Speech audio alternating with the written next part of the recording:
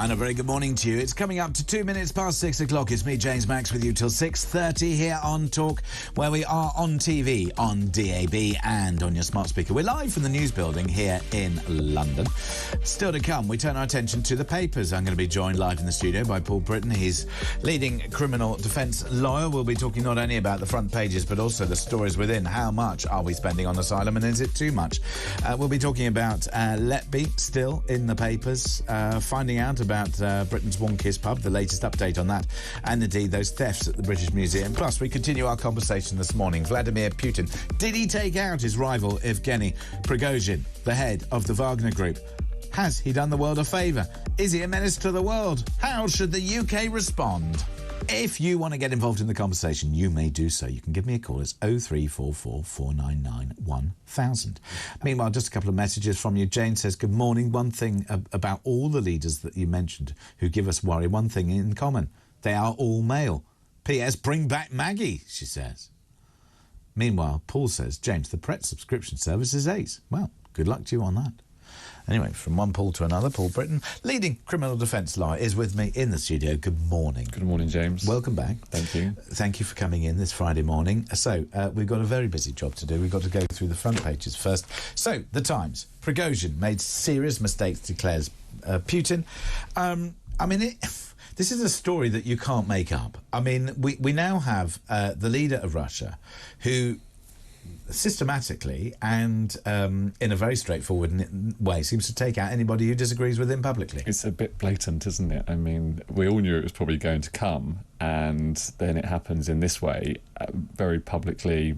But that's probably what Putin wants, to send a clear message to any rivals or anyone that would stand up against him. But let's, on the other hand, everybody has rivals, but we did see the head of the Wagner Group did start a march and did take over a Russian city. This is a rival of a man that you don't want to be a rival. So we're not just talking about somebody who says, look, I don't really like the way you're leading the country, I'm going to stand for a party and stand for election. And I mean, we know how he deals with those people and, you know, incarcerated and various other things.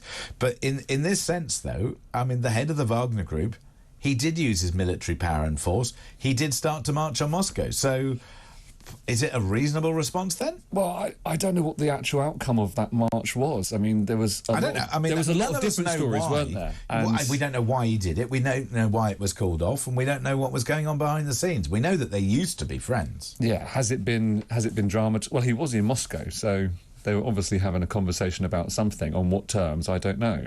Marching on Moscow, was it a march? Was he going up there to have a chat? This is the uncertainty of what actually happened, and it just died in the papers, and then 8 weeks later we have this headline.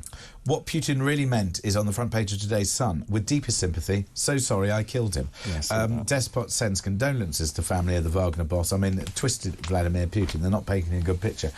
Meanwhile, it's quite interesting, the column in the Sun newspaper today by Michael Clark, who's Professor of War Studies at King's College London. He says, Godfather Putin must think that he's having a good week. He's not. As Wagner mercenary chief Yevgeny Prigozhin's jet plummeted to the ground in a fireball, Vladimir Putin was smiling as he handed out medals.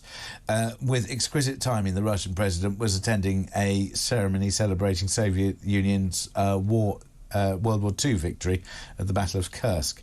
And I suppose, look, the thing is, by knocking out one of his rivals, he's probably, like the head of Hydra, got 10 more.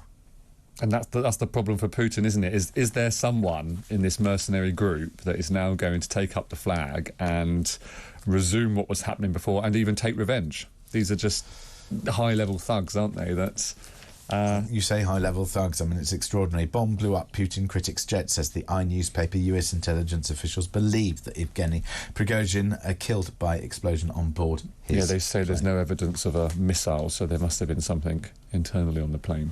Putin's chilling taunt over his rival's mistakes. Vladimir Putin last night offered a sickening tribute to Yevgeny Prigozhin as Western officials said the Wagner chief was assassinated.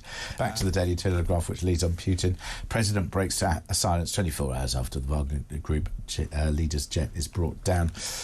US, I mean, it is an extraordinary insight into the way that these people live their lives. I mean, you know, here they are flying around in private jets, meeting here, there and going to all over the world. I mean, you know, it's amazing what a lot of cash can do for you. Well, I mean, that's not the unusual part, is it? That's not unusual. I mean, how much does a bomb cost? How much thought and process does it take to get that bomb on board? And, you know, I would have thought that he wouldn't have got on a plane. I just find it a strange way to travel.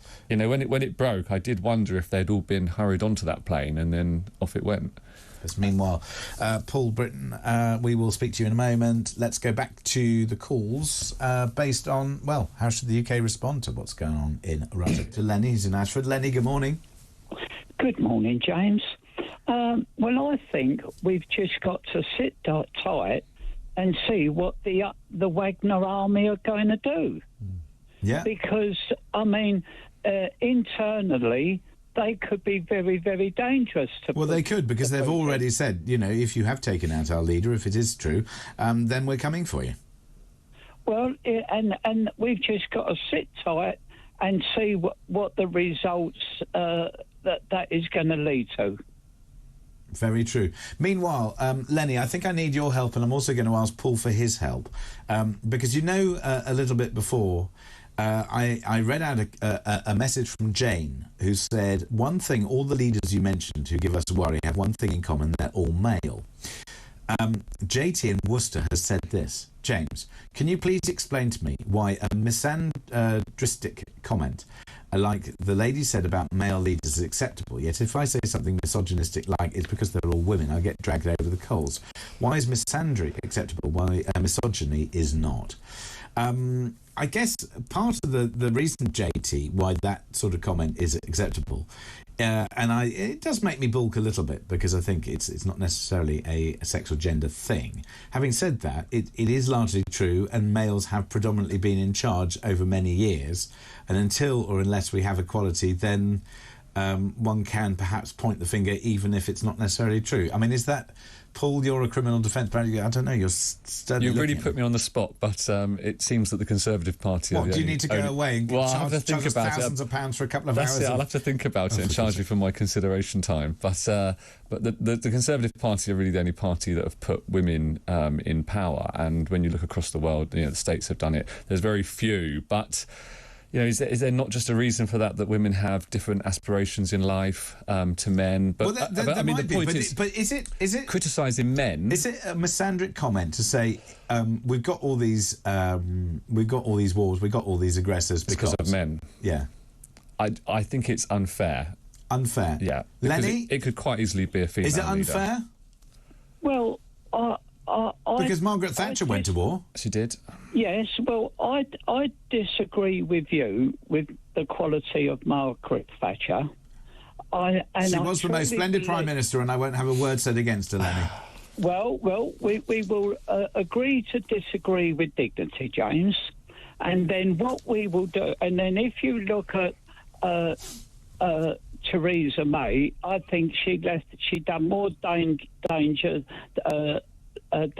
to this country than any Prime Minister what about Liz we've Truss? ever had. Oh, hang on, what about Liz Truss, the lettuce? Well, Liz Truss is, that is repairable. Forgettable. But the damage Theresa May done, we can never repair. Right. Well, then I'll put that all into my pipe and I'll just smoke it, Lenny. Thank you very much indeed. Obviously, with due consideration for my health and safety.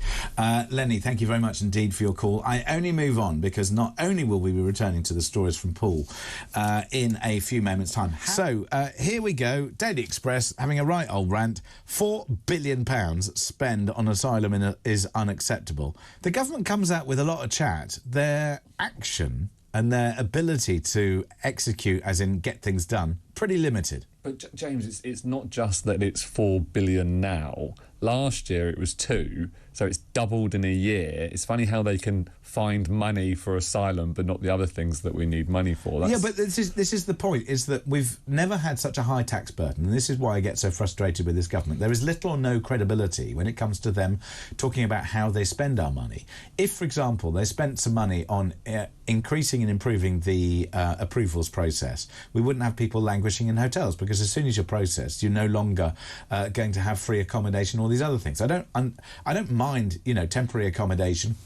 The And indeed, barges. on the talk we spoke about it and said, look, women and children, put them in hotels, fine, but men, tented cities, why don't we do that? I mean, there are so many things that we could do to reduce the cost.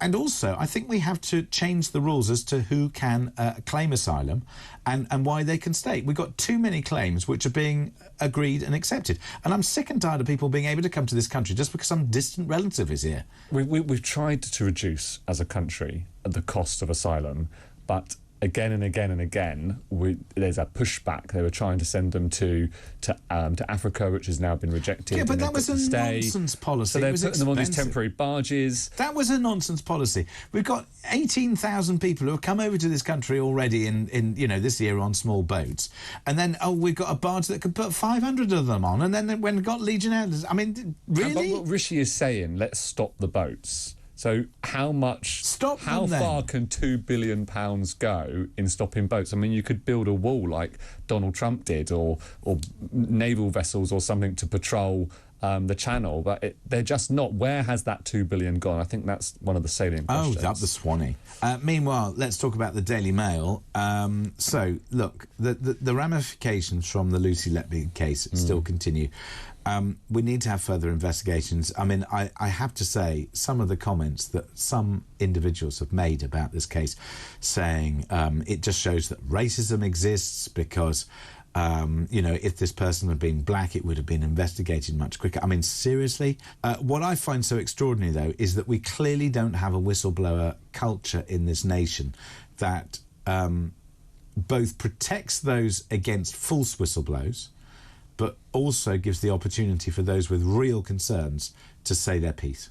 There is whistleblower protection in employment law, so anyone that wanted to make an allegation could, but in this particular case, employees did raise concerns. Well, they did raise concerns, and it was investigated, and they were told to leave her alone. Lucy Letby is an anomaly. She is incredibly manipulative, and she seems to have not only manipulated her superiors further up, but also the families. This one in the paper today, they were thinking of making Lucy their child's godmother. I mean, that is just such an extraordinary story. I mean, they must feel sick to the core. Yeah, I mean, one of the issues in the case is that, again, we had an issue where she refused to come up to court. And what we've been talking about recently over the last week is whether we can force prisoners to come up to court. But I think there's a technological solution to that, which is if they refuse to come up to court, then there should be cameras in the cells, and they should be forced to listen and watch. Yeah. And that should be allowed. But also, I do think that it's about power. But James, that is a fix, isn't it, to do that? But do the families not have a right to have her brought up to the court? I think that, first of all, I think that the families should be consulted as to what they would like. And secondly, we need to put the power back in the judge's hands as to how it's dealt with, as opposed to leaving it in the paws of the individual. Meanwhile, a lot of thefts taking place at the British Museum. I mean, I have enjoyed some of the comments from countries around the world who have said that the British Museum is getting its just desserts because they nick stuff in order to get their exhibits. But setting that aside, the fact that this has been going on for so long just shows how many holes there are in the protections around our museum and its treasures. Yeah, 20 years these thefts have been going on for. Over 2,000 items are apparently missing. Some of them date back 3,500 years. I mean, There's what would you do with gold. those? Because I'm assuming there's only one of them when they're there. Seldom you might find on the black market a buyer. They may be even being stolen to order. What's the law? So I own something, it's stolen, it turns up, somebody buys it in good faith. Who then owns it? Well, it's the proceeds of crime, so it would be seized and brought back. So if I've bought something seemingly in good faith... Yeah. You would have an action against the person that sold it to you. Wow. And that would be the causation of the chain of events. We haven't seen the end of that story yet, have we? No, it's been interesting to see. I should have looked. When these normally happen, it is to order. Someone would say, if the person's stealing them, they'll say, look, I've got these items, and then when they get a buyer, they then steal the item and sell it on. Right.